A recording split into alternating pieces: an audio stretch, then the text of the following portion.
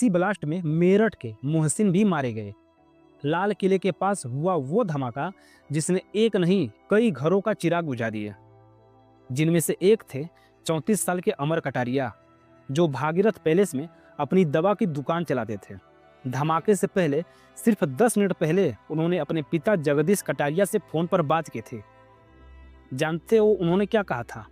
उन्होंने कहा था, पापा दुकान बंद कर दी है, अब परिवार के साथ डिनर करने जा रहा हूँ। वो बहुत खुश थे, मुस्कुरा रहे थे। लेकिन कुछ ही मिनट बाद उसी फोन को एक अनजान महिला ने उठाया और पीछे से सुनाई दे रही थी सिर्फ चीखे, अफरा तफरी और बारूद की गंध। आज अमर कटारिया नहीं है। पीछे रह गई उनकी पत्नी कृति और 3 साल का बेटा विहान, जिसे शायद अभी तक समझ भी नहीं आया होगा कि पापा अब कभी घर क्यों नहीं आएंगे। और एक बूढ़े पिता की आवाज जो बार बार ये कह रहे हैं, मेरी बुढ़ापे की लाठी टूट गई। दोस्तों, इसी ब्लास्ट में मेरठ के मोहसिन भी मारे गए। एक आम आदमी जो ई रिक्शा चलाकर अपने परिवार का पेट पालता था।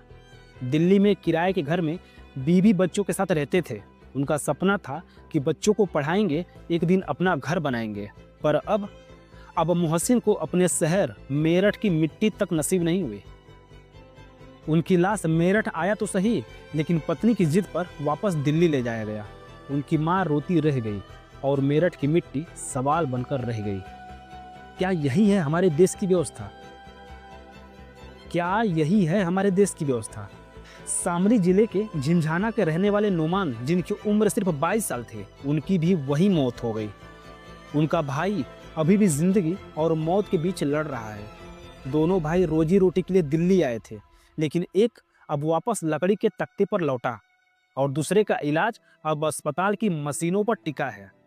3 जिंदगियां, 3 परिवार, पर एक सवाल, आखिर हमारी सुरक्षा व्यवस्था कहाँ है? दिल्ली जैसे हाई सिक्योरिटी जोन में लाल किले के पास धमाका कैसे हो गया? कहाँ थे इंटेलिजेंस इनपुट?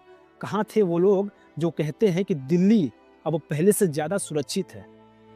हर बार ब्लास्ट के बाद प्रेस कॉन्फ्रेंस होती है, जांच बैठती है और फिर फाइलें बंद हो जाती है।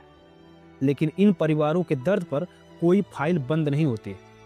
ना मोहसिन की मां को चैन है, ना अमर के पिता को सुकून, ना विहान को अपने पिता का जवाब। सरकारें बदल जाती हैं, पर सवाल वही रहता है, कब तक आम आदमी मरता रहेगा और इनकी जिम्मेदारियां कोई नहीं लेगा। दोस्तों, ये सिर्फ एक ब्लास्ट नहीं था, ये हमारी सुरक्षा पर एक करारा तमाचा था। और जब तक हम सवाल नहीं पूछेंगे, तब तक